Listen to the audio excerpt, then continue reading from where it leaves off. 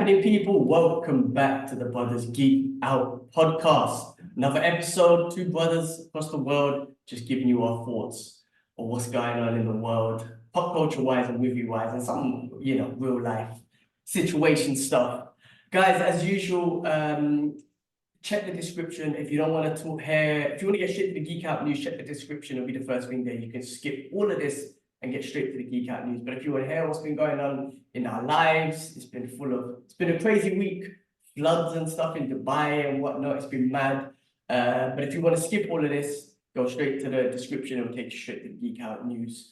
And then, guys, again, thank you for the support, the likes and the shares and the comments and all that good stuff. Really appreciate it. Considering we've been shadow banned and all that sort of stuff, we're still getting people with some view, like giving us some views. Still getting a couple of subscribers here and there, but viewership has been it's not been great, right? Well, actually, this week's been okay, but we dropped a lot ever since we started talking about certain things and whatnot. But that's not going to stop us from stopping to talk about those things. But we appreciate everyone who has been listening. On that note, Kibla, what's been going on, man? Something, bro. Yeah, same, bros. Just good. It's been an eventful week, I'm okay. I think I'm okay. I know there's problems. I know I'm going through something. I'm going through a change, and Man's going through puberty again. Now, midlife crisis, isn't it? Nah, but midlife crisis, I would have done something like bought a new car or something. I don't know. Action Comics issue 1. Yeah. That's sounds more like it, actually. Maybe that's my situation with these things, like midlife crisis, which is why I buy. No, you're not in midlife though. Midlife is when you're 50, right? Isn't that right? Well, that's if you're living up to 100, right? So midlife 42, maybe midlife crisis, maybe a change of maybe a change of my perception of how I see things and how I see myself and how I am with other people. Like, listen, busy week with work, busy week with the kids. They're back at school. Alara's back at school. I'm back and forth at mum, so mum can look after Nia while I'm working, which is quite difficult. My job at the moment now has become very what's the word, like, it's overtaking things at the moment now, because we're growing as a company, but there are some people that still think we're 10 years ago, where we're growing at such a rapid pace now. I'm a vendor manager in my day, my 9 to 5, guys. So I look after big vendors that in an IT reseller basically, and I work in the marketing team. But I look after like people like Adobe and software companies. They give us marketing funds. I do run campaigns for them. I give them ROIs. I get business for them basically. Well, the sales guys do anyway. They do all the work, but I manage that part of it. Now, over the past couple of years, it's been all right. It's been a great experience. I feel like I can take it to different places. I have got sturdy on it because it is a good company. There are some good things about it. There's the perks. But now it's, there's issues internally, which is making my job very hard, but making me feel very out of place as a person. Now, I'm already the only brown guy there in that industry. I'm the only brown guy with that title. I'm the only brown guy that's in that office. I'm not the IT guy. I still have people coming up to me saying, "Can you stop? Something's wrong with my Windows." Like, I'm not that guy. Like, why do you? Like, how many times do I have to introduce myself to remind you that I'm not that guy? So it's like there's still like identity issue crisis still going on. Anyway, I had a conflict this morning. I deal with a lot of money there, bro. That's already a responsibility in its own. And then how you distribute that, how you use it when it comes to doing marketing. Oh man, that's a ball ache in itself, because I suffer dyslexia and number dyslexia, and it's really difficult to try and keep track of things. But I have a system that works so that I'm always on point and I always get the work done. I've never ever failed in any of the campaigns that I've pushed out. Even though when life was tough, I still put 100% into what I did at work. So anyway, man, I did some stuff today. I'm not too proud of myself, but I think I, in a way, had some sort of crisis where I just let it out, bro. So I know a lot of sorted out, a lot of sorries were said, a lot of things will happen. People kind of know where they stand right now. People know a bit more about me now, and I think that's the difficult part. Like with what's been happening in Palestine at the moment, you know, and my prayers are with them people over there. Yeah, it has affected me. It's come into my work life now, where people, bro, we're still. It's hard to say this, but some people don't see you as a human being, bro. Well, they Some definitely people don't see you see. there as a Well, they definitely don't see the Palestinians as human beings. That's a fact. yeah. So that part of it. But listen, that's the part of it. That's the stressful part. And I went back to gym today as well, and not today, sorry, this week as well. So that was quite hard. It was really hard because I took just over 3 weeks off. The last time I trained was during Rosa, and I hurt my knee, and I thought I really hurt it badly. And that was doing leg curls. And you think my hamstrings got stretched. And I'm talking about that was the first time I've had to read prayer sitting down on a chair. I've never done that in my entire life of reading namaz, to sit on a chair and try and read prayer. It was so out off key, bro, during, therapy, that I was reading my prayers on a chair that my knee couldn't even bend. So I had to sit down and read. And that even hurt as well. And I was like, it took me 3 weeks to recover, bro. Anyway, I mended and I went back this week, which was really hard. But because I got some new kits, I was boxing, I was kicking again, and just making sure everything's working. I'm stretching a lot more as well, which is good. But yesterday I worked on legs, and bro, shut down. I was shut down. I sat down quickly when Shanaz came back, and I was like, "Give me 5 minutes, man." With all the beef that I had today, and then next thing she was like, "I'm going now." I was like, "Hour," and I was like, "What the hell? I'm asleep. Like, what happened?" Deep sleep. I was in deep sleep. Shout outs to Ati for hooking us up. I know she runs all the events at the moment now, events I can't make to. She went to the Abigail screening, which she really enjoyed. Shout out to Universal Pictures for the invite on that. And then shout outs to the guys at BBC Asia Network. Today, we did a last minute, quick super fan interview, not interview, sorry, like a quiz. Haroon, shout outs to Haroon, who is awesome. And he questioned my movie knowledge with Dev Patel. Dev Patel's birthday next week with the Hyper Monkey Man. I think Haroon was sitting in the same room, but we didn't interact. We always interact online. This was the first time. So the clips for that will come out later on this week. Wait. Was Dev Patel there, or it was just No. about? Dev Patel wasn't there. No, it was just me and Haroon on the radio. Oh, So cool. I'm waiting for the clips. I'll share them on here as well, guys. Nice. That was a good fun. That was like really like when people I think we got a really great broad knowledge of movies. But when you're put on the spot and people ask you questions, they're like, I forget A, B, everything. C, D. Yeah. I'm 100% I exactly the same. so I missed out on two questions, so I wasn't a super fan. But he hooked me up anyway and made me a super fan. But he goes, I think it's hard for anybody to ask firing round questions. And we've been following Dev's career since Slumdog Millionaire. Skins when he was on TV. The Green Knight. You got Chappie. Chappie, he doesn't get a lot of love for. Chappie, he doesn't get a lot of love for. That's one movie that guy should get a lot of love for, because that's an amazing film. Hans Zimmer's soundtrack, just the concept of it, man. It was like a new version of Short Circuit, which I absolutely loved. But yeah, so that happened as well. Oh man, bro, the weekend here, and it's gonna be a busy one. Brother-in-law's getting married, so it's back and forth. Mendy's getting kids' outfits. Alara's getting a haircut. Alara got air studs as well. Another grand moment, which was traumatizing, bro. Absolutely horrendous. As soon as they put the first one in, 20 minutes crying. Couldn't get the next one done. I swear babies cry less, like babies cry less. Yeah, because They're it's like, a quick shot and they go into the next one. Like, poor Nia this today, yeah. I told Alara not to lift up this horse that she really loves at the moment. She lifted it up and whacked the wood piece on Nia's eye. oh. And she's got a bruise there now. And I'm like, oh, she got that Van Nam bump as well. So that just flared up again. So bless her, man. She's a little fighter. Let me get her out. But yeah, other than that, bro, it's a full on. Well, it's always busy. It's never one thing. But how you been, bro? I know all sorts of shit is kicked off on your side of the world, bro. Yeah, They're trying to play with. I've been hearing some shit about them planting seeds in the sky and shit, bro. you know what? Talk Everyone to keeps me. talking about that. So we got back from Uzbekistan on Monday. Thank God, like our timing was perfect because we came back just before the thunderstorm and the rain kicked off. Now, Dubai, in general, when it rains, it's bad. Our property gets Yeah, so much leakage and damage. So we came back just in time. On Monday night, we arrived. Tuesday, like during Monday night, during the night, it started, and Tuesday all day was raining.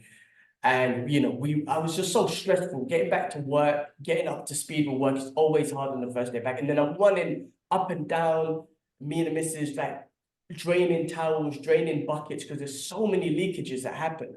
So this yeah. rain, now I thought the same thing, like rain seeding and all that sort of stuff. Everyone keeps throwing it out there. And my question is, well, why would you do that and destroy the city? So this one, I think it was natural. It was a natural storm that's going through the Middle East. It wasn't rain seeding.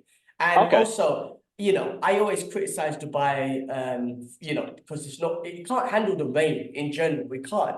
But this rain specifically was equivalent. I think it was the most rain it's had in 75 years. And they were saying that it's God equivalent damn. to like, the average rain in London that London gets, it's equivalent to that if it happened 5 months in a row. Right? That's how much we got in 24 hours. That's why there was Bloody so much hell. floods in Dubai. Now, we were like, listen, the property that we lived in, yes, loads of leakages and all that sort of stuff, right?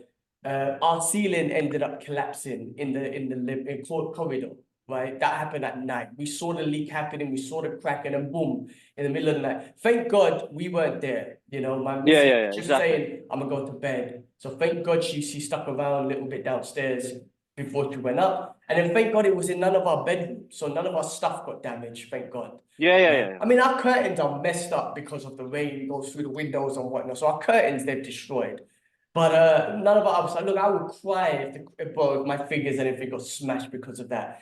But listen, like, I think it was legit. I have to say, I think it was legit. All this cloud seeking, everyone keeps saying the same thing. I'm like, you wouldn't do that to destroy the city. It was generally a storm that went through. It was horrendous, loads of floods. In the main city, there was tons and tons of floods. I'm talking about up to waist levels or higher, cars being completely flooded. Like there's Yeah, I literally saw cars, that, bro. cars underwater, people's homes completely fixed. So considering what we went through, which was mad, the ceiling falling down, or so other people got it worse. I mean, I'm trying to be grateful, but it's tough because this is what we're going through. This is the hardship that we're going through.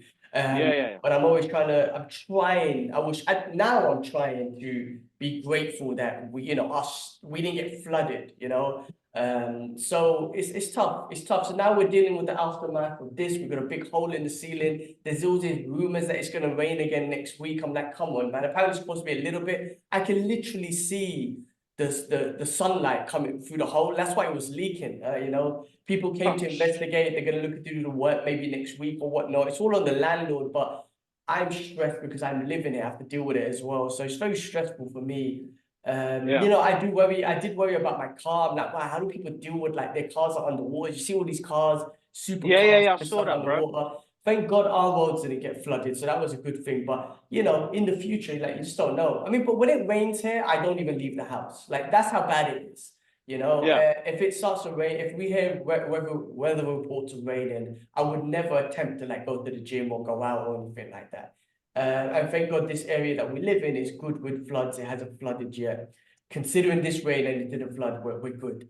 But not just our properties in our neighborhood. Loads of people got smashed and more worse leaks. But like I said, around the whole of Dubai, mostly in the city, just crazy floods. I think there was a couple deaths. I think so. That was sad. Oh And man. I heard something about the UAE, like the kingdoms and whatnot were saying they're going to invest a lot of money in the infrastructure and to handle the rain better, which is I know that there's probably loads of things I don't know the ins and outs of what do you call it, man? Architectural city. I don't know if that's the right word, whatnot. Sewage system and all that stuff. I don't know the right, I'm not an expert in it. I do hear that the sand is hard to absorb water in sand and all that sort of stuff. But listen, man, with all these billions and all these amazing infrastructures here and whatnot, I'm sure you can figure out a drainage system. You know, when it rains, it drains it straight out to the sea or something. I don't know. They got to figure that out. I don't know. Like, there's something they could do. So I hope they do invest a lot of money in that and stop investing in just fancy big buildings and all that sort of stuff. Fix the base of the city, fix the infrastructure, and then move on. So hopefully they do that. But end of the day, we're good now, man. We're good. We have a roof ceiling and a hole in the ceiling. We got to deal with that. But we're good, you know. We're good. What can I say? What else can I say, man? We had a great time in Uzbekistan. Like I said to you last week, amazing people, amazing place, very, very cheap. I didn't even mention how cheap it was, bro. It was cheap. Yeah. Bro, listen, it's how cheap it was, man. A taxi ride from the airport to our hotel, possibly about 30 minutes in the city, like driving through the city and whatnot. Bro, costing less than £2. £2. Damn. Yeah, to travel, bro. Taxi, bro. I'm not even joking. Just to go out and about with a taxi will cost you £1, 80p or whatnot. So that was cheap. Getting like food and everything was cheap. You know, getting a coffee, for example, here in Dubai will cost you, you know, like a latte or something like that will cost you £5. In Uzbekistan, it costs you like £1.25. Like, everything's super cheap there.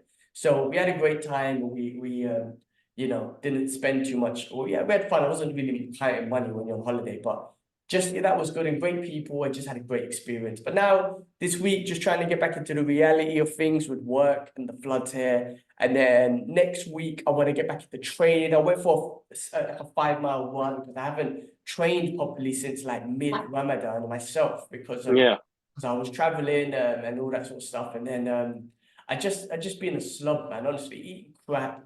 I was on vacation, so that's cool, but I just want to get back into routine, man. So just went for a 5-mile run today, do a bit of training this weekend. Next week, I need to get back into the martial arts. My gym membership's run out. They're charging me an extra freaking 25% on the way. I'm like, oh, come on, everything's just, there's always like, everything always increases in prices here with no explanation. Typical though, that's just typical anyway, everywhere. So anyway, there's that. But yeah, other than that, man, just you know, trying to get back into routine. That's the main thing, bro. No, it's best we can do. It's best we can do. Yeah, just we got to get through, man. I don't know. It's been a weird. You know what? I felt very. I've been having really bad sleep. During Ramadan, it was really bad, bro. Like, I was clocking up probably 2 hours, 3 hours a night. Some nights nothing. Like, you know, when you're aware of your surroundings. And I feel like the past 3 months I've suffered that. You know, since January, mid-January, my sleep has been awful, bro. And then I became an awful person in the process. And I think all of that emotions is starting to build up, you know, the parenting, the looking after things, the being the husband, the being the you know, the guy who has to go work and be a nice guy when people are being absolute dicks with you. Sorry, I'll stop for a lot.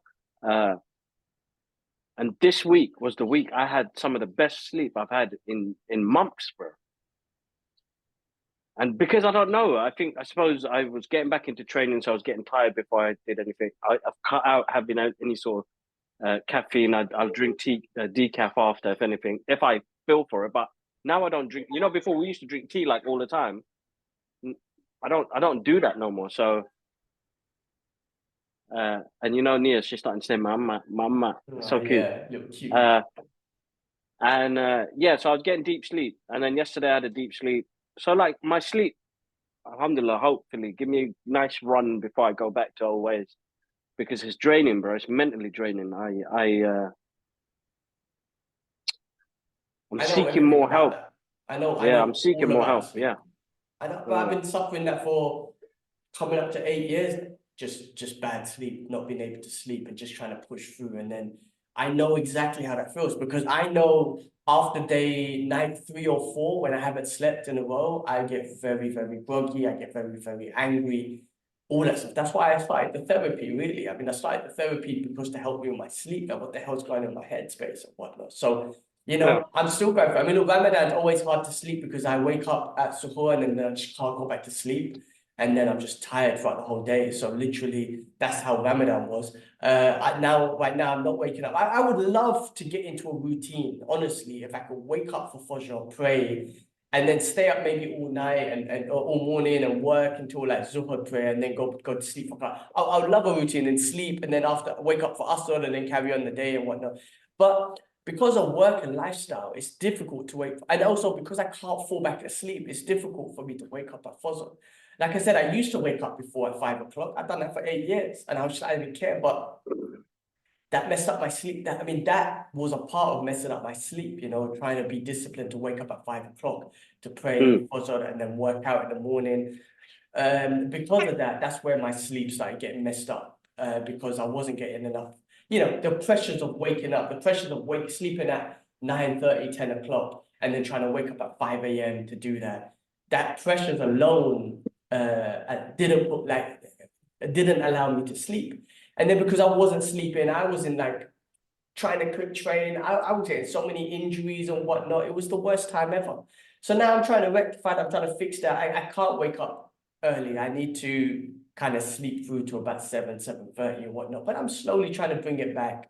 But I would love to get into a routine where I can wake up at 5 a.m. for your prayer, do my prayers and whatnot. But if I was able to go back to sleep, I could do it. But there's no way I can. So I mean, again, maybe people might say that's excuses, but I know how it feels when you don't sleep. I've been there for the last 8 years, and it's mentally draining. It's horrible.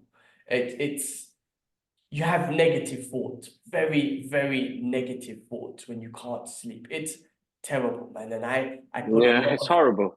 a lot of blame on myself.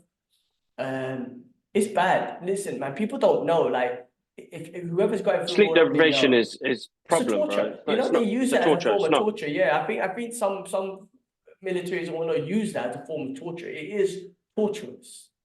Yeah, it's horrible. It's horrible. I know we've had it. I think it's something that we kind of get from dad. But there's more to it, how your body works and stuff like that. I have phases of it. To be honest, I don't sleep that much anyway. If I get a good 4 hours sleep, I'm happy. You know what I mean? But I wasn't even getting that, bro. And I think, that turned me into some rotten guy, man. And it's hard. And now with my, with the chronic pain I was suffering the past couple of years with it, I just realized this doesn't help one bit. But because of that deep sleep and body recovery it gave me, my back felt great. So I wasn't going through pain. It's one of the best recoveries, man. That's why it stresses me out even more because I just know how good it is for recovery. And I can't do it considering what I put my body through. And I'm so focused on training and being healthy and recovery. And the one thing that's super important for you for health and recovery, I just can't do, which is sleep. So that applies more pressure on me.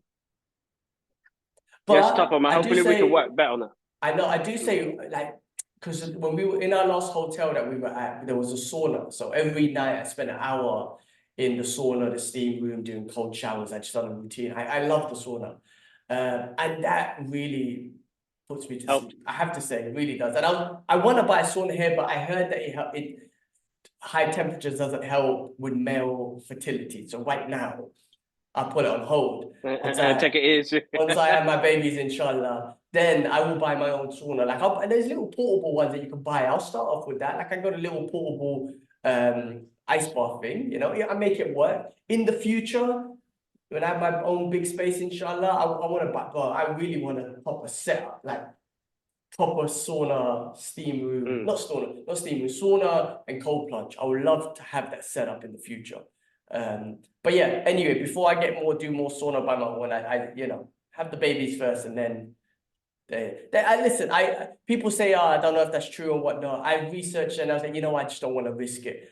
You know what I mean? So I just avoid it for now. But sauna helps me sleep. Bro, coming out the sauna steam and then doing like cold showers and then like getting back, like there's such a feeling of chill and like water tastes like the best thing in the world because you just need all the fluids and whatnot. But then when I get into bed, it's like, it feels good. It drains you out. I really love it. That's good, man. That's something that I want to be able to do as well. Something I want to bring back into my life.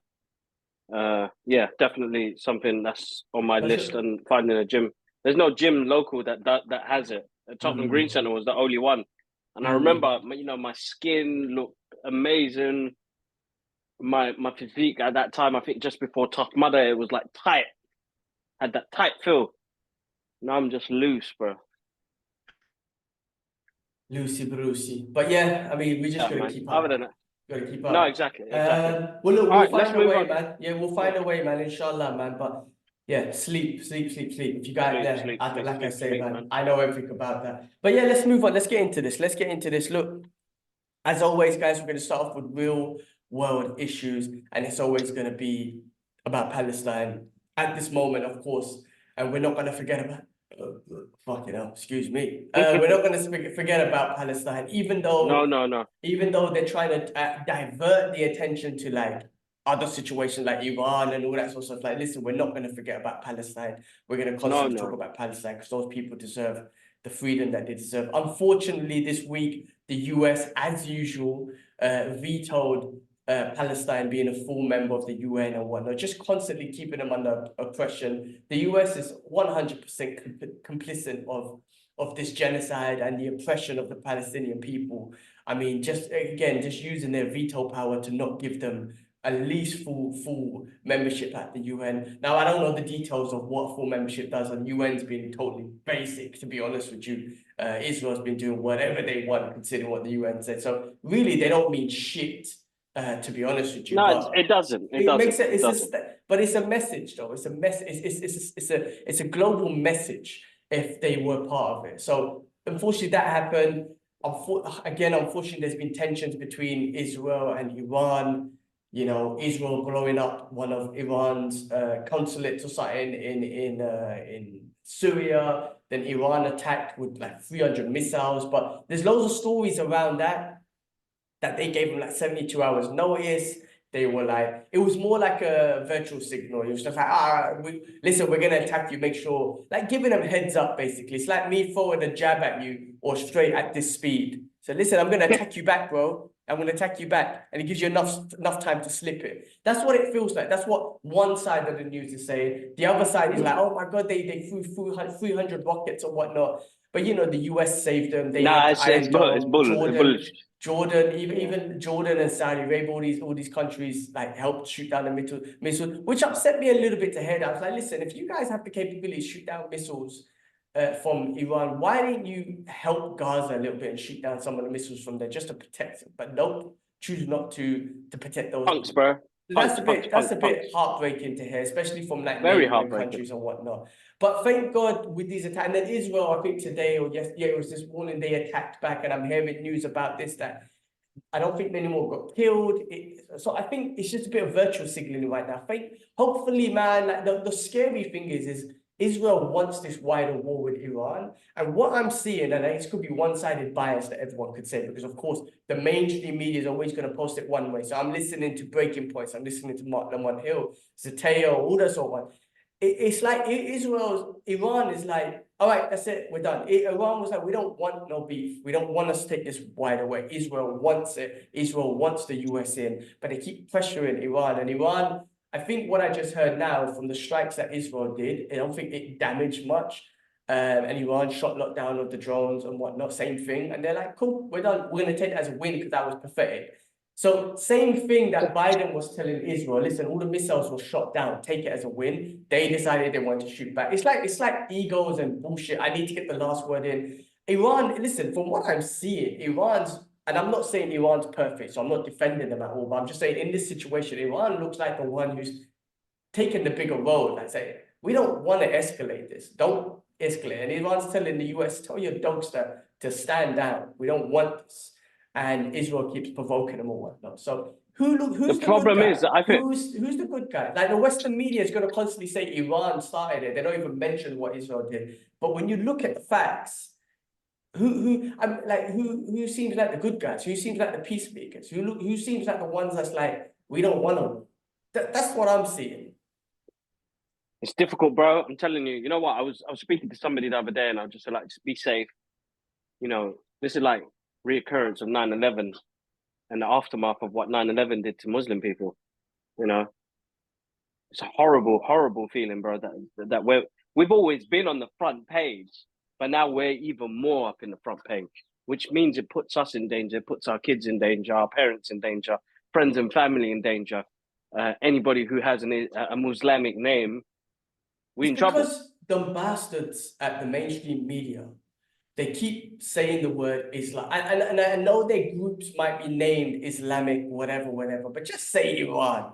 Like, don't have to say the word Islamic. Like, They put Islamic, when you say that, that means all the Muslims. Like, I know you're trying to say that's their name, that's their gang name, or whatever the hell you want to call it. Just say Iran, right? Stop saying that. Like, you know what I'm trying to say? Like, even with Israel, don't say the Jewish state, because it's not. Stop saying that. It's Israel. Stop bringing all the innocent Jews into this, right? With the Islam, stop bringing the innocent Islamic people in it. Just say Israel and Iran. Let them have their beef. And then listen, I still care for all the innocent people that, again, these dumb people in charge are throwing these rockets and making orders to throw rockets. And these innocent people are there like, well, I don't want this. You know what I mean? You know how many innocent people, women, children that are in both countries that like, I don't want to die. Why are you not starting wars? But they don't give a shit about their own people. That's facts. They don't give a shit facts. That's from facts. both sides. From both sides, but it's like, not especially, but from both sides. Even Israel, like the so-called democracy in the Middle East, they don't give a shit about their people. That's why the real Jewish brothers and sisters are like, don't associate ourselves with them. They don't give a shit about us. They're not even Jewish. So that's the thing. Like, they don't, those people in charge, and even in America as well, they don't give a shit about the regular people. They don't give a shit at all. Like, they don't care if people die. They don't care if the US are gonna send their own US Army and those young kids into this war and get them killed. They don't care about them. And those soldiers, I feel Because it's sorry all for them money, too. isn't it? At the end of the day, it's money. And we've seen it, man. We've seen it. Vietnam, you know, all the wars that these big guys have caused and created, all of them, they lost their lives for nothing, man. And that's the hardest part. Because as a soldier, you're going in there thinking, you know, patriotic game, I'm gonna protect my country, and then realize, holy shit, we in somebody else's country messing it up for this people. For these people that do not care, bro. They're sleeping nice. They are sleeping so good, bro. Millions and billions They're and sleeping millions. so good. Tony Blair, you punk ass bitch. Sorry, I shouldn't say that. But, you know, Tony Blair went to war because of that madness, yeah? You're a punk, man. There's a couple of people that I would love to see up in streets without no bodyguards around them, because the bodyguards will mess me up. But They're all you know when you they're all well, they're war criminals, bro. They're criminals. But that's what I was saying the other day. My rant was with the double standards of, you know, the Western media, double standard in some people as well. Like Richie Sunak, bro. I will slap that guy. You know, like I remember that guy. I will slap But him. I'll do that. And We're getting I'm too not much a guy. noise. I'm gonna do the turtles thing. Like, I have a message for you. Shut it. One of the best scene of that movie. We're gonna talk about it later. But I couldn't stop laughing. Shut it. I was dying that night as well. I was gonna send that clip, and because it was quite late, I didn't send it. But when you sent it again, bro, I was dying, bro. But yeah, listen. There's so much going on at the moment now, and I think to all our listeners and people that watch this, like, just be safe, do some research yourself, educate yourself, find out a bit more. But to all my Muslim brothers and sisters out there, just be precautious. Don't get into arguments. I got into an argument today, which wasn't great. Same thing kicked off because Oli Brown guy games. I felt like, you know, I felt like attacked in some sort of way. So we're gonna feel like that. It's gonna be like that. It's gonna be a very rough couple. Like it's tough. But I have to say, bro, I know there is that, but try not to allow that, because if it's not that, you need to kind of control your emotions to understand if it is you being attacked because you might be brown or whatever it is, or is it because of something else? Because if it's not that, you don't want that to be the thing. You know what I'm trying to say? You need to be calm. No, of course not. Enough to So you have understand. to, yeah. Sometimes it's not because you're brown or Muslim or whatnot. But I mean, I'm not saying that doesn't exist. Of course, that exists a lot. But we need to be calm enough to identify if that is the case. You know what I mean? Definitely. I need people. Yeah. So people, be safe. And listen, guys, the links in our donations on our social media pages. The guys in Gaza really need. They're all in Rafah at the moment now. Lord knows what's going to happen. And the day I hear something bad has happened, as worse as it has been, oh, you can't forgive the people in power. This is why I always love that saying that Alan Moore wrote in Viva Vendetta, that the people in high powers and government shouldn't be what's the word? How did it go? We shouldn't be afraid of the government. The government should be afraid of its people. And I hope we could get to that. But we've done marching. It's too late. We've done all of that, bro. For equality, it's too late. I don't know what happened to All Lives Matters, guys, but technically these people don't matter nothing to you because I don't see nothing from you guys. That was I think that was all a fake thing. And this diverse equity inclusion's all a fake. It's all these fake business things, honestly. They're not legit. They're not legit. Yeah, so I thought so. They're all bullshit, yeah. bro, to be honest with you. So corporate bullshit. Yeah, guys, donate, spread awareness. They're human beings at the end of the day. Like that's what it is, man. Have your humanity. That's all it is, man. Women, children, have some humanity. Don't listen to the bullshit. Hamas is hiding within them, and don't listen to that bullshit. Like, yes, I'm not saying that's not the case. That can be the case, but the fact that it's easy to just kill women and children just because you're trying to, it's a bullshit excuse that is used and that's used to defend and whatnot.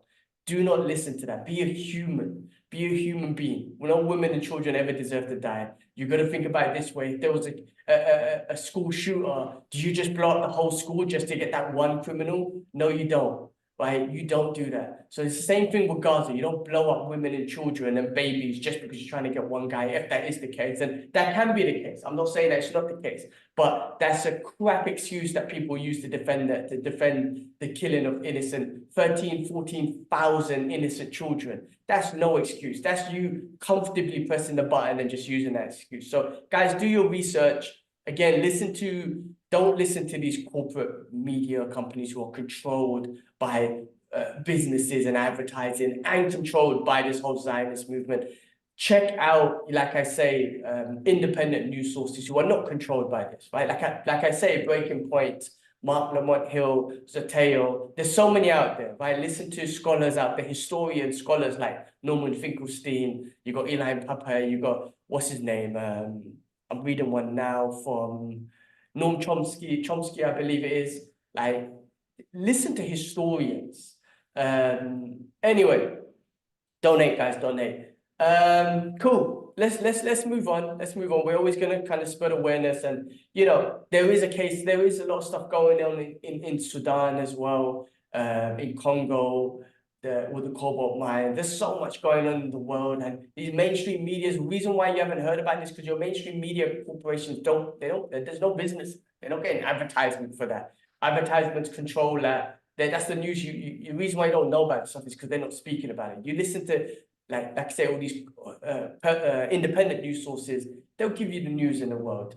All right, let's move on anyway. Let's move on to things we watched to get into a bit more what do you call it? I guess positive or fun sort of news. Let's start off with the best thing ever. X-Men 97, episode 6. Go. So last week's episode was traumatic. Oh my God, I still couldn't get over that. That made me lose sleep.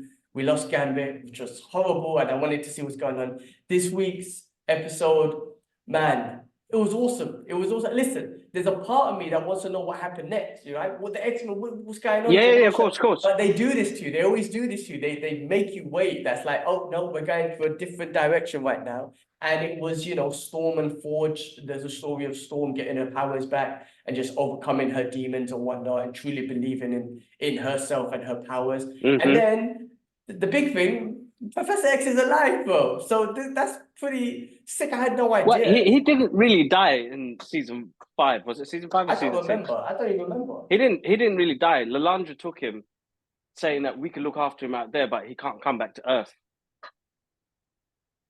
But it was great to see Professor Xavier come back, bro. Gladiator, the Kree. Oh, the Kree, yeah, Ronin. Oh my God, come on. Ronin, bro. They went in, bro, in that episode. Yeah, but it's not even that. Like, what they've done is amazing because they've jumped. Because we're coming to the end of the season soon, bro. We've got 2 more episodes left. What? 2 already? Yeah, bro. Oh. So we're coming up to, bro. You got Forge using Doctor Strange magical dark mystic powers. Yes, Yeah, yeah, that was yeah. sick. Oh my So God. you're like, oh my god, like when they've then you got Sinister popping in at the last bit. Bro, this Gladiator, bro, episode was looking sick, bro. awesome. Gladiator giving us Yeah, that bro, Gladiator, Superman, bro, you know, Superman he vibe, just, bro. bro, he's just looking awesome. I love the All way I'm he's just. saying is, why didn't they do this like in the movies, bro? Where was this writer? I know. Where was it, bro? This is good writing. This is You never 30 know. minutes. 30 minutes, bro. 30 minutes you gave me of pure joy, bro. Professor Xavier trying to be accepted in something that he doesn't feel that's right. He's missing his kids, which is the X-Men. Man, That was it was emotional. emotional, bro. That was That was just emotional. emotional. And then, this guy's the When best. He's an Omega level mutant that can it's always going for the tell. same thing. Always like he's trying to be accepted here. No, you're not accepted by a certain amount. It's the same thing that he keeps going through and whatnot. But when he found out about Gambit at the end, that broke my heart. It broke his Yeah, heart, and yeah, I yeah, felt it. yeah, I felt yeah, his yeah, heart yeah. break. Like one of his children, his child is dead. Ah, that broke me too, man. Because last week was tough, man. I'm not gonna lie, man. So when he kept on talking about his children the whole time, when he refused to go through that process of forgetting his memories and whatnot, and then he tried to take him to school, and then that vision he had of Gambit, and it was the father's love. I felt it, man. It was so emotional, man. That was Yeah. awesome. This cartoon is bringing out so much emotions in me. It's unbelievable how an animation can do that to me. Especially this one. It's Great. Yeah, it so was good, good. bro. Great action, great visuals. Storm's comeback was just sick. Reminded me of the Man of Steel scene, and she's just flying through everything. She got the black Mm. suit. She looking awesome, bro. She's looking Yes, her absolutely hair awesome, grew back, all that sort of stuff. Just looking old bro. school, awesome. Man, really brought back when X-Men came out, that first movie came out. Like, I just felt this unwavering love for X-Men finally getting their place on the big screen. And don't get me wrong, bro. Like, remember when we watched it, we lose. It was one of Dwayne's copies. We shouldn't have ruined the experience that way. It was like one of those red I'll copies. never forget that. Yeah, it was VHS. Was it VHS? Like, Yeah, it was bad, bro. like the freaking out and stuff. Why did we do that? I was actually cussing him the other day about it. We were cracking up. Bless him, man. Bless him. Anyway, and then when we did watch it, when it did come out, like, listen, like, I can accept it now, for some weird reason, because I know how hard movie making is, bro. I know the hardships you have to go through. And, you could be biased to a certain extent where, yeah, maybe it didn't go with the comic book world, but, you could accept it for the movie it was, the amazing cast it had in it. I maybe actually watch it tonight. You know what? I'm going to watch it tonight. When this little one goes to sleep, I'm going to watch it tonight. But listen, like, I know the hardships, but bro, the cartoon laid down the foundations, bro. And this cartoon is laying down some foundations, bro, that I'm excited to see where they're heading with this, because now this ain't going to be no one season thing, bro. Hope We're it's getting forever. more. I hope it's We're forever. getting more. We're Yeah. getting more, bro. So that the 30 years wait, holy shit, was well worth it, bro. It was another great episode, bro.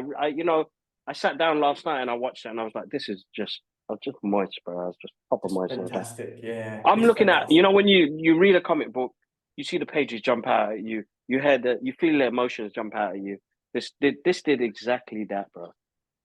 No, it's fantastic. I proper geeked out when I saw Ronin because it just brings me into the the MCU in the last 10 years. It's like you're getting it all involved. I'm familiar with more with the characters. I just saw the scene the other day also in my Instagram feed with Gladiator when we first saw him in the cartoons back in the days and Juggernaut tries to punch him and there was just no effect and he just picks him up and flings him. Bro, like that scene, I'll never forget that scene watching that as a kid and you're just like, oh my God, that's just so epic. So that came up on my Instagram feed. Maybe someone put it up there knowing what was going to happen in this week's episode. So it was a spoiler, but it was so good to see the way Gladiator is. He's just so powerful. He's just so awesome. Excuse me. Yeah, no, I'm so good, loving it, man, loving this show. Yeah.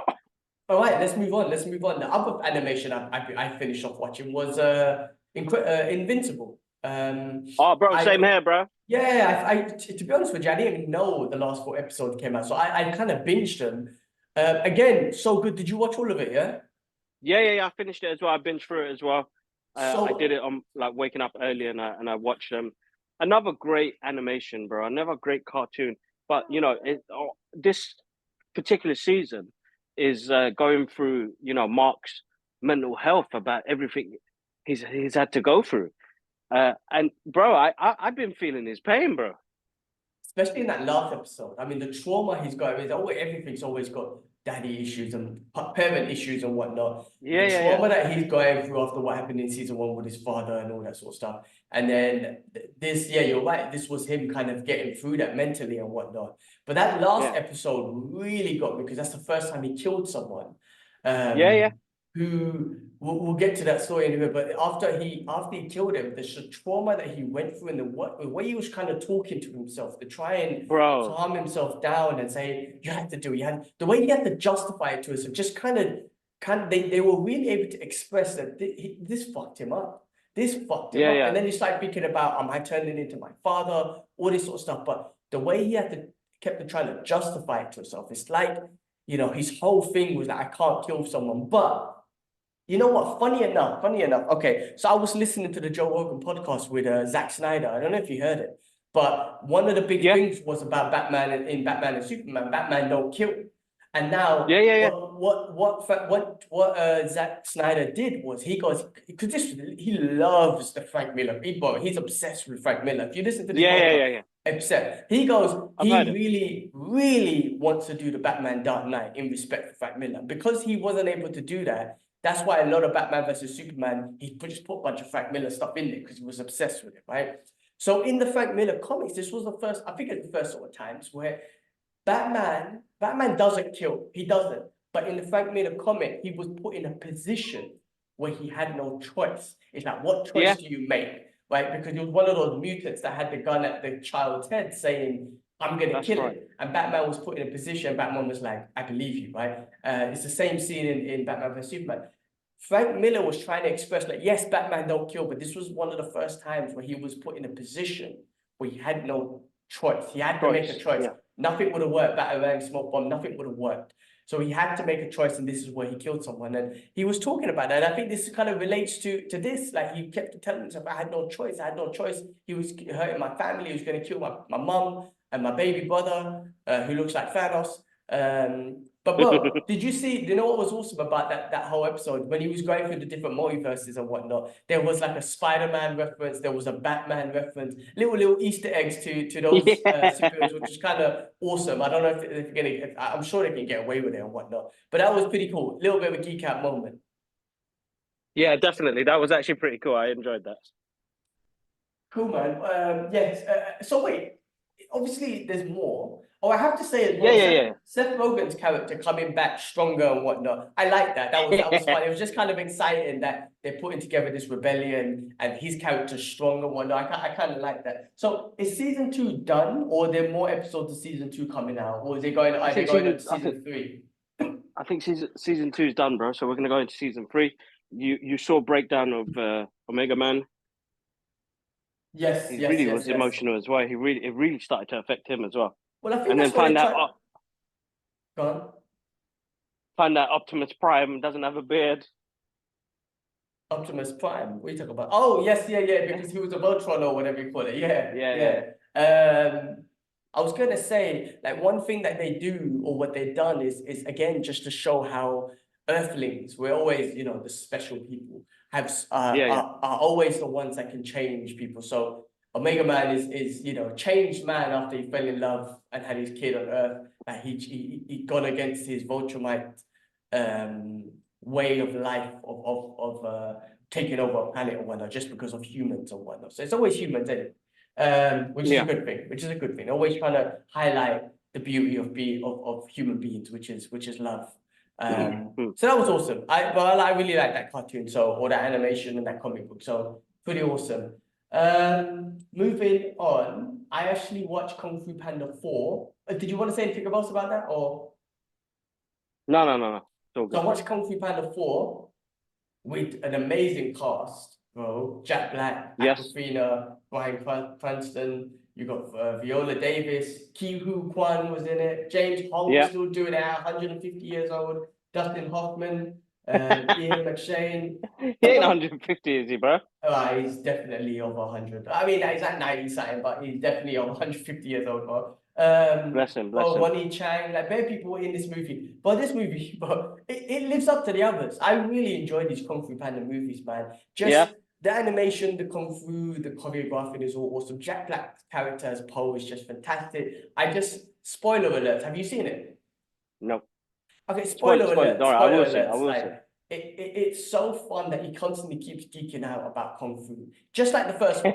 His geek out never stops. I love that. And even when he's fighting the villain, like I don't want to spoil it too much, but he geeks out while he's fighting the villain. He's like, that's so awesome. Like like because he loves awesomeness, and when he sees Yeah, awesomeness, he does, even he in his does, he does. villains, in his the people he's fighting, he expresses it. And I love the fact that man, I don't want to spoil it without saying it, but there's certain that last fight scene was just so awesome because the way he kept the geeking out was awesome as well as doing his thing. And you know, his words like skadoosh and whatnot. It was pretty damn awesome, man. The movie's so good, the animation's good, but these animations they could do something so well where it brings They out, it tells express a better, story. bro. Yeah, a lot of expression and comedy works so well with these things. Yeah.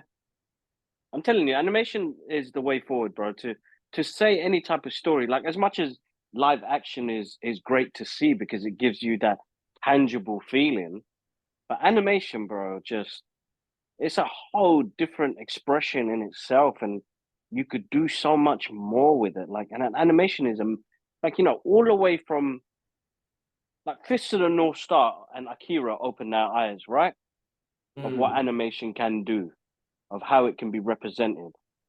Bro, we have got some amazing stuff out now. So it's the animations, they're great, bro. I'm trying to work out what else I saw this week. Well, think Yeah, go on. about. I was just about to move on to another animation, Transformers, like changing the whole Yeah, trajectory of what we've had in Transformers. Now, the Transformers first couple movies were awesome, and then now the last couple ones were, you know, watchable once and I'll never watch them again type of movies. To be honest with you, they were all one-time watchables for me, in my personal yeah, opinion. yeah, I could still yeah. watch the first one with Michael Bay and the second one, I think. Oh, yeah. Same. But the new ones, I mean, I know they're doing a Transformers and G.I. Joe crossover, okay, whatever. Yeah, I boy. mean, but not for me. I mean, that last one to me, listen, the last couple ones is a one-time watch for me. But this Transformers one that just came out, the animation, with a great cast, bro, which I didn't even know that they were doing this, bro. Chris Mm. Hemsworth, Brian Tree Henry, Scarlett Johansson, Lawrence Fishburne,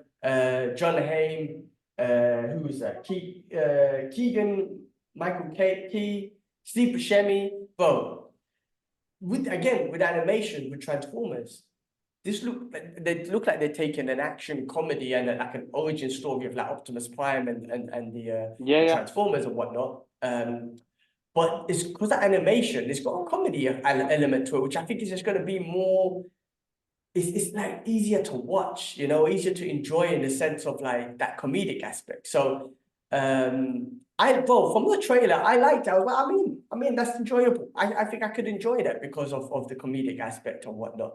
And I'm sure the animation is going to be perfect because they you know put in a lot of money on these. And then you got like I say Steve Buscemi and whatnot, but they're gonna make it funny. But this look good. I like it. With the real life animation, the real life action ones and whatnot. Yeah, it's good to take a break from those. They've just been, I don't It's know how to. overdone now, and I think it's fine. Animation, as I said, you just express it more differently in animation than you can with live action, which is quite it's very hard, isn't it, Nini?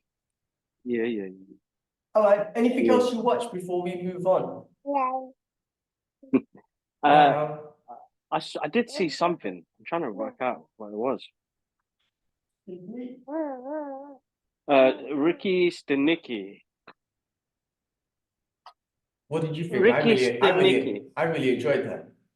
Listen, bro, I had a couple of laugh out loud moments, but I just felt like it was poorly scripted. and like put together. It was all right, bro. John Cena's amazing, bro. You know, without a doubt. You know, he shines in every scene that he does. I think actors that have moved from the wrestling world into the movie world have absolutely smashed it. And I know John Cena. I don't know, man. He's a charismatic character. I like He's what he good does on the with, screen. I've got hiccups now. He's good with Yeah, comedies. yeah, Comedies is definitely is. awesome. When he tries to play something a little bit type serious, like in that Transformers movie, fuck, I got hiccups now. He just looked like something was off. I couldn't take him serious. As a comedian, he's freaking awesome. I can really take him serious with comedy because he's just funny. You talk. I need to hold my breath But for he like did a some. minute. Yeah, he did, bro. Listen, Peacemaker. He did some really emotional scenes in there, bro. And there was some hard hitting stuff, bro. You know, when it came to his brother, his dad, and that. So, news. I suppose we're going to jump on that later on. You know, they've shared an image of Peacemaker 2 has already started. But listen, Ricky Stanicky, it's an all right watch. I did watch Teenage Mutant Ninja Turtles, which we are going to talk about later. And there was something else. Bro. I started reading The Art of War. I've never read it before. Today's the first time I picked it up today. Well, no, I got it the other day, but I picked it up and read the first couple of pages. So that's what I'm starting on now. What else was there? There was, yeah, I think that's it, bro. Let's move on. Oh, you want me to keep going? No, I don't hold my breath. But yeah, Art of War, I've read that book. Tang Street, I can't remember his name, but that dude. Yeah. I can't say names, so forgive me. Yeah, no, great book, great book. I need to reread it again.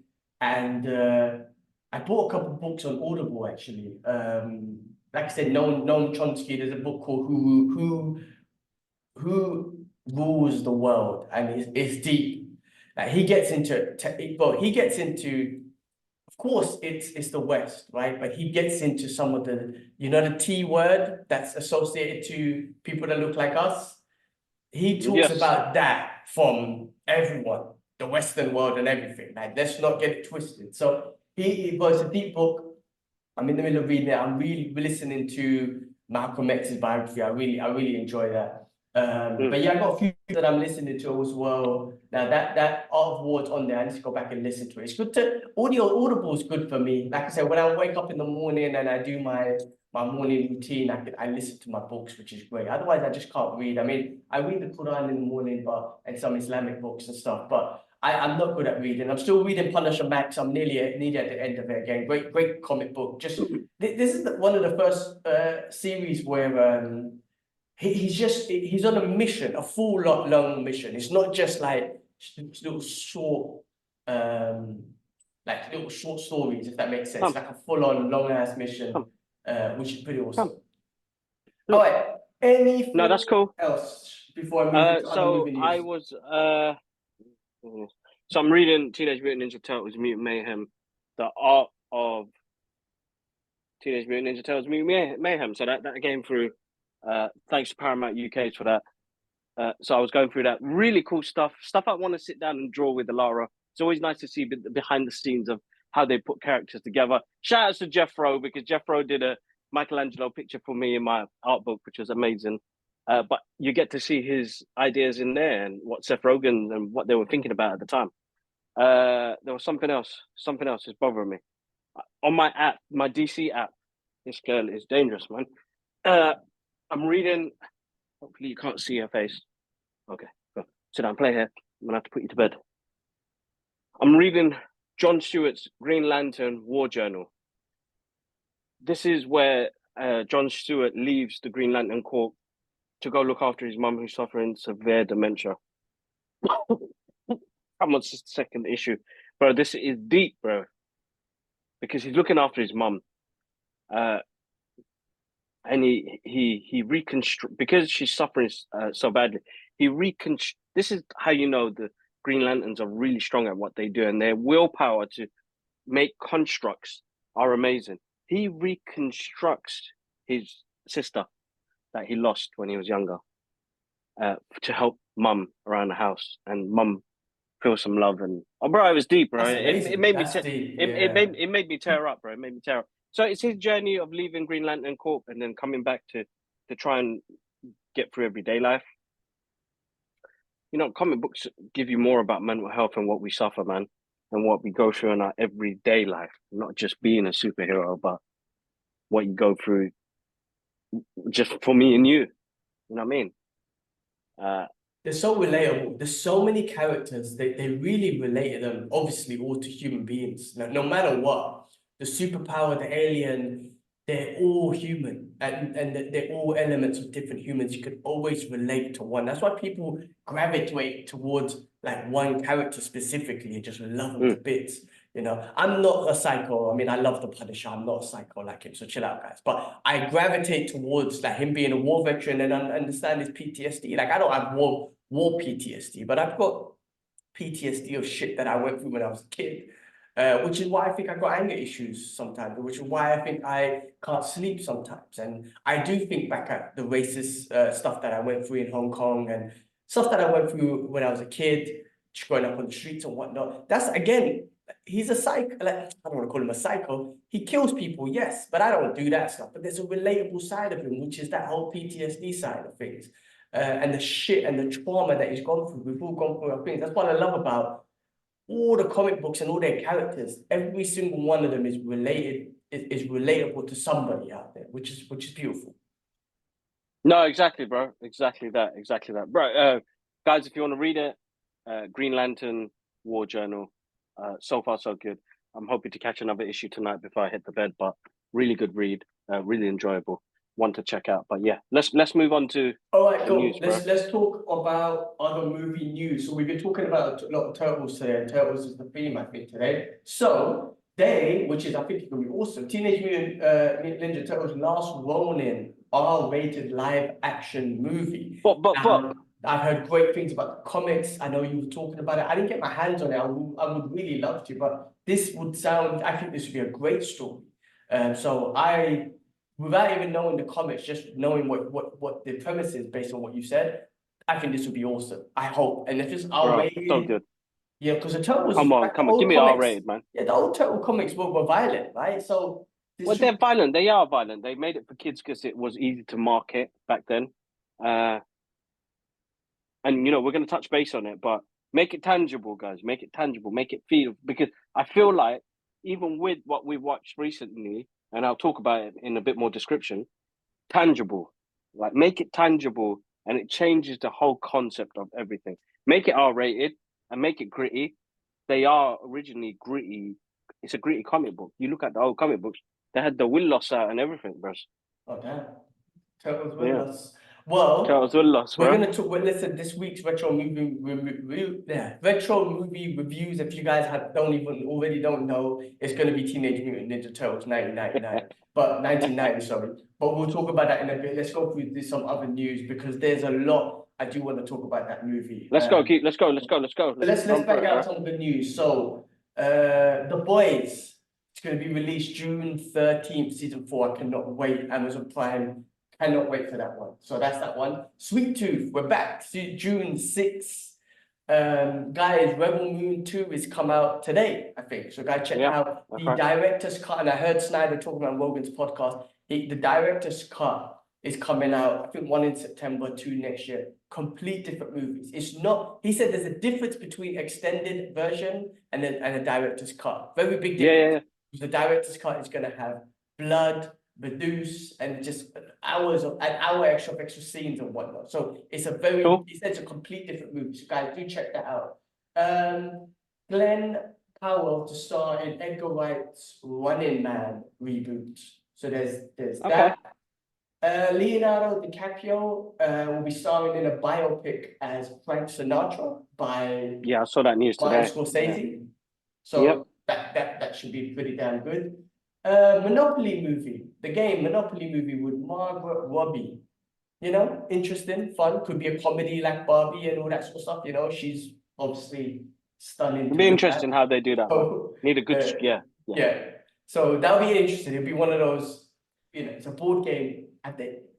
What other board game movies have they done? I don't know, Jumanji, but that's not a real game. Anyway, Margot Robbie, she's fine. Just watch the damn movie. Transformers 1, we spoke about that already. Tarantino scraps his last movie, The Critic, apparently. This was his 10th and final movie, and apparently he scrapped it. I'm not sure what's going on, but maybe he's going a different direction or whatnot. So stay tuned for that one, I guess. There's some geef somewhere. There's some geef, bro. As Maybe. my old manager would say, uh, some geef somewhere. But yeah, all good. I'm sure All he'll right. do something. Oh yeah. Whatever he does, we'll wait for it. It's always going to be epic. Anyway, I wish he'd done like a multiverse dude like movie and got all his characters back from all these movies and done some kind of movie like that. That'd be freaking awesome. Awesome, yeah. Yeah. All right. Warner Brothers is in the process of developing a movie centered around a story of Yasuke. Yasuke, an African warrior who became the first Black Samurai titled Black Samurai. It will be directed and written by Garner's Belitz Bazawule. Okay, so they're doing a movie called The Black Samurai based on a real African Black Samurai and whatnot. Now, these movies I'm always up for. I just hope they do it as well as Last Samurai. I'm sorry, man. I'm very biased towards that movie. What are you looking at, bro? Big ass fly or something? Bro, if Yeah. Laura finds out there's a muffin there, she's gonna lose, bro. But yeah, like The Last Samurai was such a great movie, and I don't want to compare it. Of course, it's not the same stories, but there's something about that movie which really indulged in the culture and made you love Yeah, the yeah, yeah, culture yeah, of yeah. it. So I hope they bring that into this movie. But this will be an interesting take. Guy Ritchie's new movie, In the Grey, starring Henry Cavill, Jake Gyllenhaal, Azia Gonzalez, and Rosemont Pike. So that should be good. Guy Ritchie, like if you haven't seen The Gentleman or any Guy Ritchie movie, like you gotta watch. He again, like I compare him to like the English Tarantino. The dialogue in Yeah, his yeah, yeah, movies, yeah. the movies Yeah, yeah. are put together so well, and the dialogues are just amazing. Lionsgate is teaming up with Park Chan-wook for an English language series adaptation of the director's action thriller classic Old Boy, which inspired Daredevil's hallway fight scene and some other stuff as well. Now, that original Old Boy, the Korean one, was amazing, and the story was amazing. And then what happened at the end, which I don't even want to speak about because it was so horrific.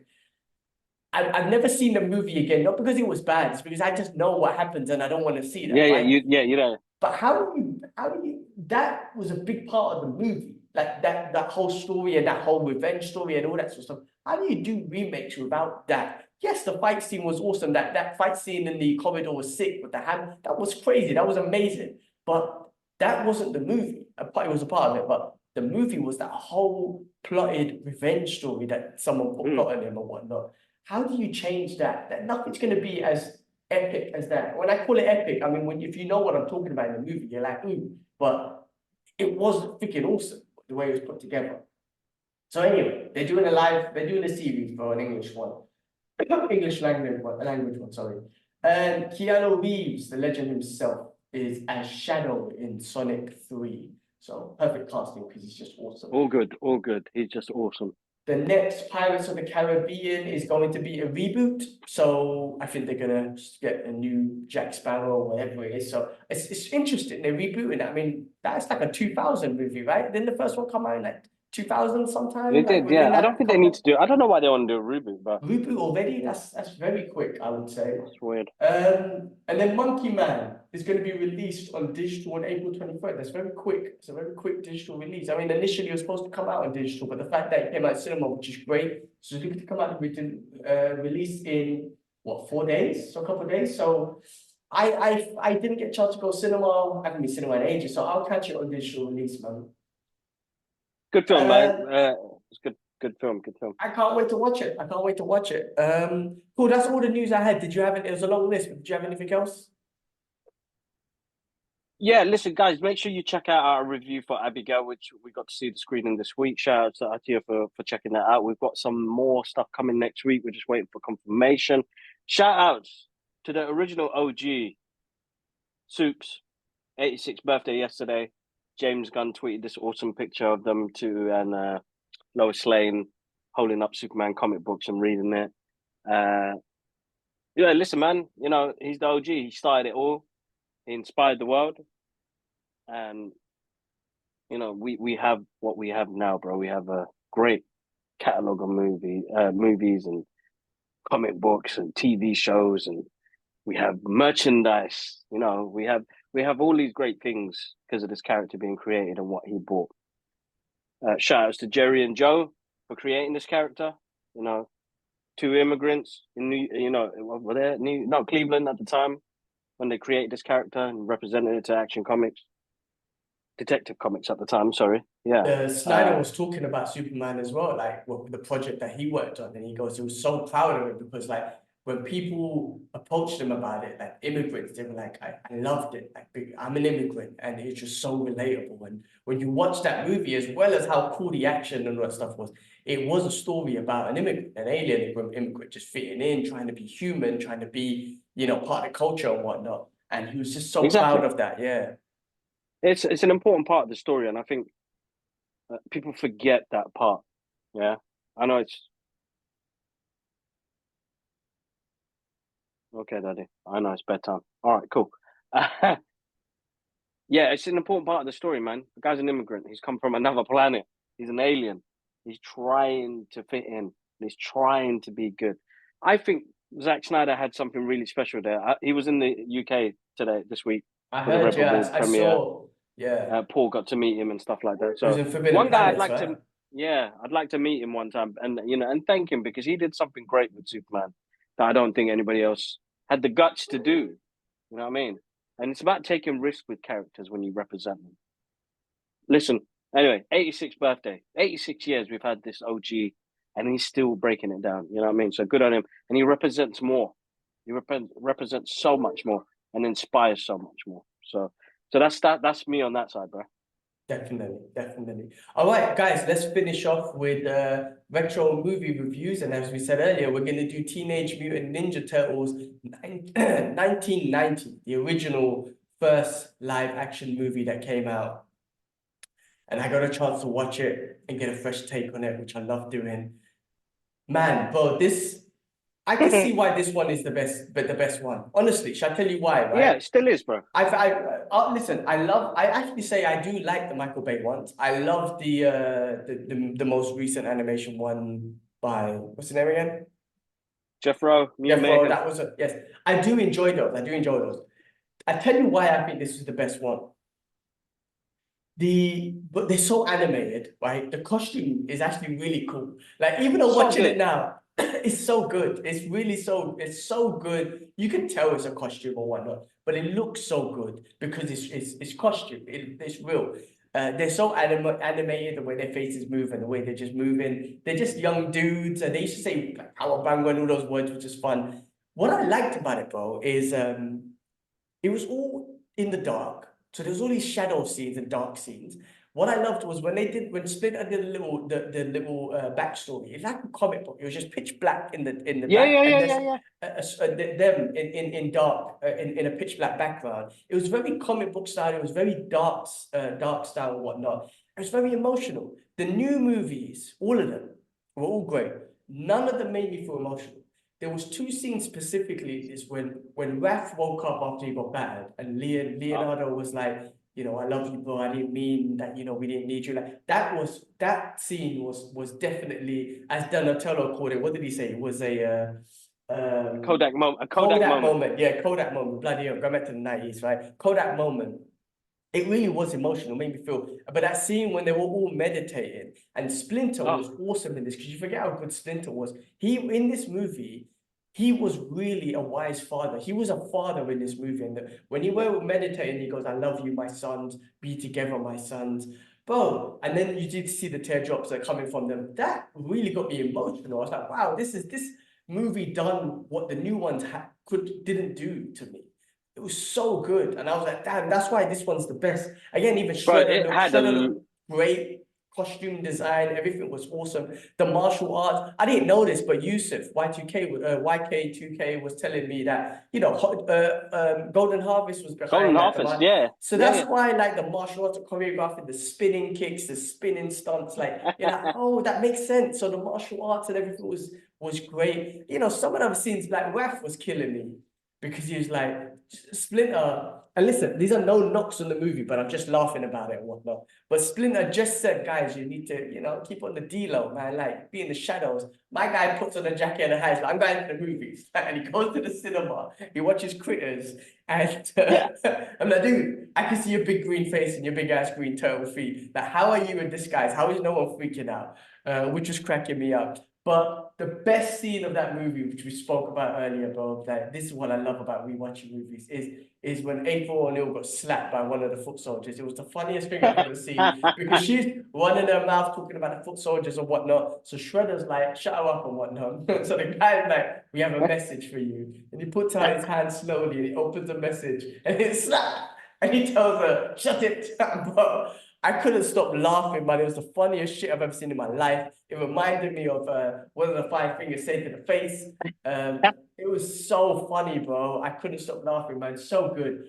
The movie touches on so many things. I do believe that is the best Turtles movie. The 90s camera quality, perfect for this movie. It's just all gritty, it's raining, you're in the sewer and whatnot. Now listen, they weren't violent and whatnot, but it suited it, and their comedy and all that stuff, their characteristics really suited the movie. It's got a happy moment. Do you know what? It brings me back. I'll finish off here and I'll pass it to you. This is what I love about these movies. It reminds me of, I can't remember the exact year or time, but it reminds me of one time specifically when Dad bought us a pizza from Sainsbury's or whatever, and then he done his Bengali style, put nagamoris and stuff on it, but he was warming it up in the oven.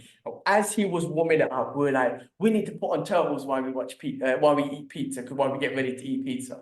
I can't remember the year, I just remember that memory. And this is what I love about these movies. Like, it brought that memory back into my memory box. I was in there. And there's something that I'll never forget. I guess if I ever watch that movie again in 20 years, that memory will pop up again.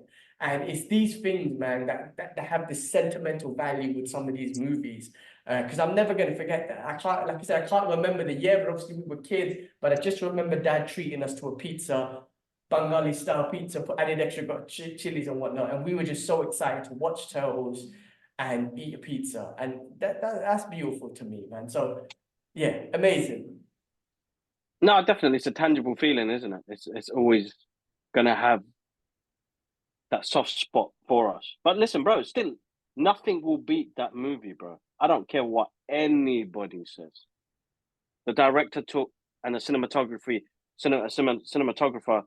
took inspiration from those comic books. That's why those scenes look so gritty and so good. So humor and darkness works really well, right? There's a contrast there where you're working with. So you're going to film this, half the time in night and the rest of it, which works out really good with their budget because they don't have to use so much special effects. But then you balance it out with comedy, which brings the light into the movie, bro. Like, I fully enjoyed watching that movie again. There are certain scenes that stand out and you're thinking, why wouldn't you see this turtle guy's feet coming at the cinema with his like big face? But the animatronics they put into it, bro. Splinter look awesome, bro. All the costumes look awesome. All the fighting scenes look awesome. It's one of those movies that I still have a feel good moment to. When he was like, "How about Cowabunga?" They're all trying to say something, and they did that. Like I wanted to be there to do the slap with them as well. So it's like you give me that joyous feel, and the director and the writer and everybody who worked on that production, even good old young Sam Rockwell. I was just about to say him. Yeah, good to see Good old him. yeah. Casey Jones as well, because usually he plays bad guys. This guy's playing a good guy this time. That actor. April O'Neil, man. I don't know what is about women in the 80s, man. Still fine. Something, isn't it? But it just still has a good feeling, bro. Corey Feldman as Donatello. The cast, the voices, Yeah, the touching scenes, bro. Bro, I still felt it when when every time Splinter was speaking to like Raph or the Turtles, and the tone and the meaning that it had. Why are you laughing for? Why are you finding it funny? Just emotional, bro. I even teared up in that scene. And you know what? That scene is 30 seconds long, bro. Same thing with everything that happened in that movie. Everything happened in 15-minute slots, bro. If you watch it again, we meet the turtles, shit happens. You go into the next, it happens really quickly. But I feel like it had enough time to breathe for me to take it all in.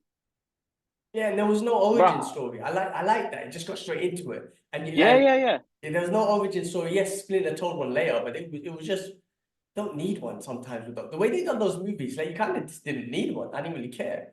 But yeah, the cast. I mean, like I don't know none of these people anymore except someone like Corey Feldman and Sam Rockwell. To be honest with you, but Judith Hong, who was April O'Neil. You got Josh Paris, who was Raphael. Elias Cortez, who was Casey Jones. Brian Tochi was Leonardo. And then you got Robbie Riss as Michelangelo. I don't know, there was other things here, but I don't know. Kevin Clash was Splinter. I have to be honest with you, man. These guys were old school, Kevin man. Clash, So he voiced bro, check his name listing, man. That guy did Sesame Streets or oh, Elmo. Elmo. Oh Yes, shit, Elmo's voice, yeah. bro. Damn. Elmo was the guy who voiced Splinter. That's Listen, jokes. Splinter, after that, the best representation of Splinter has been Jackie Chan. Mm. Yeah, I don't care what anybody says. Jackie Chan has been the best Splinter since that Splinter. But the movie stylistic look of it and the feel and the way it put us into it, it really made me feel New York, bro. Alhamdulillah, alhamdulillah. It really made me feel New York, bro. Like I felt Mm. like I knew New York, bro. Yeah, You know what I yeah. mean? The foot soldiers were basic at times. There's some great scenes with the foot soldiers, but that one with the slap was the winning take. I think we need to do that. Need to do a little bite of that, bro, because that was like, I feel like I'm gonna do that to somebody at work. But Have a message it for was you. the best. But it wasn't. It Shut was the up. message. Shut it. But I know Shut it. who says shut it. Who says that? Who says And you know what? I'm that? gonna say that as well. The shredder has a message for you. Shut it. Oh, That's what I'm gonna so do, bro. good. No, listen, like even though it was the 90s and whatnot, and yes, you could pick the movie apart and whatnot, You know it's what? still I'm back that perfect. movie up, bro. Oh I'm no, back that no, movie you up. I back up. don't I'm care. not talking from a 100%. negative perspective, but you just pick it up and laugh about certain things. But it was awesome. Even at the end where their kid, I was like, so the kid, what's his name? The guy who plays Sid. no, this young kid, the Michael Turner kid or whatever, the kid that runs away from his dad and who Yeah, tells yeah, the yeah, turtles yeah. what. Basically, he speaks to Splinter, and then Shredder catches him, and then instead of Shredder like torturing this kid or taking him where he just leaves him to it. So the kid has enough time to go back to the turtles and tell him. So I'm just like, well, why don't you beat him up, man? Well, like, what, this kid was a traitor to you, Shredder. Why don't you take him out or whatnot? But anyway, I swear like, there was a distraction there, wasn't it? Something else I distracted. don't know. Casey Jones was he there? No, Casey Jones was there separately. I don't know. It just cut to the scene and Shredder was like, oh no, I think they knew where the turtles were, so they were Oh gonna yeah, go see get that's what I'm saying. them. But That's so Shredder they just they let them split. go. But anyway, Distracted, bro. He got distracted. Even supervillains get distracted, bro. See, I'm gonna yeah, I back it guess up, so. bro. Shredder was good There's though. gotta be. Shredder, he looked good. His costume design was awesome. He got battered on the no what? Well, he battered the turtles, but Splinter just sidestepped him one time, threw him off the roof. The shit crushed him and whatnot. But that movie, no, the movie is brilliant. I absolutely enjoyed watching it. Like I say, they're so humorous as well, which makes it fun. I just like the way they talk and the way they interact and the brotherly love, man. It's like, The brothers yeah, love, bro. I think that's what it yeah. is. The unity. Splinter tries to bring that unity. I suppose that's where we kind of resonate with it even more. Each of us see ourselves as one of those characters as well. I don't know, which turtle do you see yourself as? I Even always, I think I know. yeah, it's always gonna be Raph, and I was that guy who was angry, he was upset about everything, wanted to fight everyone. I had anger, I got anger problems, right? So I was Raph, I would say. I'm not a leader, I don't think. So I can't say Leonardo. I don't think I'm Leo either, bro. Ah, you're Michelangelo, bro. You're Bruce. Yeah, yeah. Love Mikey though. Mike is wicked, bro. I He feel just like has a great Ashley's sense of humor. Donatello. I think Ashley's Donatello because he's good with He's gadgets he's and a all that techie sort of guy. stuff. Yeah, he's a Yeah, gadget yeah, guy. yeah. Yeah, actually, Donatello is You're the that guy. guy. You're Mikey. Not saying Mikey is a bad thing or whatnot, but you're just more chilled than us. Um, I don't think we have Yeah, a leader definitely. part of us brothers, man. We're just all basic Nah, guys. man. Nah, we all good, bro. We all good. We all But good. But that's what I was gonna say. Like Jeff Rowe says it in the book, and he said it in the interview. So, guys, if you want to see our interview with Jeff Rowe, who was the director and storyboard artist for Teenage Mutant Ninja Turtles: Mutant Mayhem, here's where I plug. Go back into our channel. It's there. What I'm gonna link it on this video later on. So when we're talking about this section, check it out, man. Amazing. He sees himself more as a Michelangelo, but he knows he's a Donatello. And it's always nice how you can relate yourself to these characters because there's that tangible feeling to it. Teenage Mutant Ninja Turtles 1990 was probably one of the second movies we saw in cinema. So that's why we're gonna have. Was it second or third? I don't think I saw that one in cinema. I really don't. You were think there, I bro. did. Was I? You did. I Yeah, know Dad took us. Jungle Book. Jungle Book was my first, which we should do a retro movie because that was my first movie. My first movie in the cinema. Or was it Same here. Fengano? That was Jungle Book. It was Jungle Book. Yeah. Turtles. Oh, I can't remember if I watched that in the cinema. That one, that memory, I can't We remember. did, bro. Dad took us, bro. It was Okay. me and you. Okay. It was me and you. He took us to watch Turtles. It was at Coronet Cinema at Tampa Plain, bro. £2.50 back. Well, I don't know if it was cheaper back then. Yeah, pound, mate, bro. Well, I know. I remember Sunday they had £1 day or something. Yeah. All right, yeah. Madness. Listen, guys. Well, yeah, make sure you check it out. But yeah, 100%. let's wrap this up, bro. Go back and watch it, guys. You'll get so much joy for it. It brings back so much memories. All right, well, let's wrap this up, man. Another great episode, another good stuff to talk about. And Kibbs, man, take us out. Oh, you wonderful guys, man. On social media recently, you guys have been absolutely smashing it. I want to say a massive thank you to you guys all. Make sure you follow our journey on Instagram, Twitter, X, formerly known as Twitter, TikTok. Subscribe and like over here, guys, but comment. But guys, I'm always grateful because I know there's that handful of people that always love listening and always love watching. Listen, somebody was saying the other day as well recently about, the traction and the rest of it. I don't care about that, guys. You know me. If I start concentrating on that, we don't know how to live. Yeah, but you know what? We never concentrate on it. But I have, like I said, we have acknowledged that we've been shadow banned and our traction's gone completely low. But we don't give a shit. Like that's what I'm saying. We're still here every week. We're still going to put the same work and ethic and work ethic into it and efforts into it. So yeah, like don't care about it, but I have acknowledged. I have seen it. I have seen. We don't get enough. Of course. We've been shadow banned. But listen, keep showing that love. Help us spread the word. I'm gonna do something that we don't usually do, and hopefully we can add it to the end of our videos from now on, bro. So we'll have to make a little clip. Subscribe to the channel, share it with friends and family, share it on your Facebook or Twitter or something. Just to, if you really enjoy this and you feel like it'll connect with other people, we have the odd guys that do share it. More than welcome, man, guys. Please, we love to share our experiences with you guys. I want you two guys to be able to reach out to us and share your experiences as well. So I'm happy to take on. I want to do more Geek Out sessions, but I want you guys to come on, do it.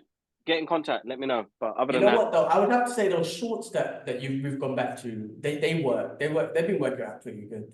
And yeah, they do. So I think with the clips, I might minimize it. I'm thinking now I might do, because I know I try to bring out a clip every day, but I think I might let the podcast run for like 3 days and then always do retro movie reviews because I really like those as separate clips. And then maybe a certain review of something epic that we talk about, we geeked out about so much. But if there's nothing like that much, I might just leave it as retro movie reviews. I think keep it to that, bro. Keep it short and sweet. And you I just think do the shorts with that platform, and yeah, I think just carry on doing what we're doing, I guess. No, definitely. Listen, guys, I want to introduce more things as well to the show. I know we talk more about mental health and real world issues and things that we do. I want to talk about more stuff because people want to hear about the father's journey and the everyday struggles that we go through. So I will be talking about more on that, but I want to get guests on the show. So dads, come on, man, reach out. Let's do an episode together. Let's get the first down out there. I've got another Geek Out session coming out with Hijabi, who's a cosplayer, gamer, streamer. We've got an awesome episode coming out that'll be out next week, so make sure you guys check that out as well. And I've got some gas, man. Sorry, guys, I'm gassing up the place one time now.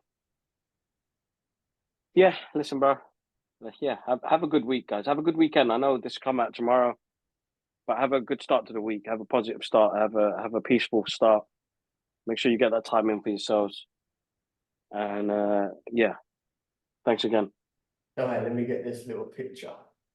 Second. All right, Peace. Nini, bedtime. 1, 2, 3. All right. Cool. All right. We out. Peace.